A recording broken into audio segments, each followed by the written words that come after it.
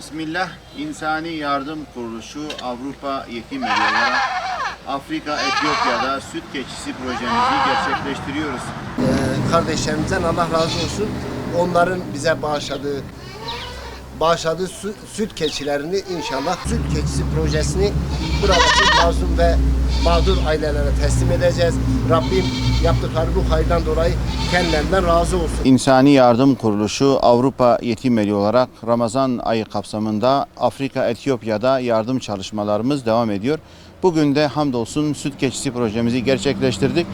Arkamızda bulunan mazlum ve mağdur ailelerimize her aile başına çifter süt keçisi vererek bir geçim kaynağı olarak elhamdülillah kendilerine verdik.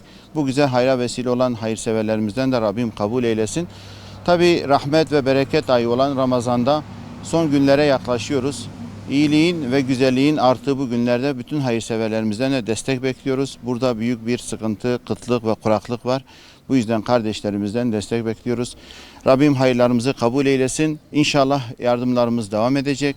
Ramazan ayı kapsamında gerek süt keçimiz, gerek gıda yardımı, gerek nakdi yardım, gerek giyim yardımı, iftar programlarımız peyderpey devam edecek.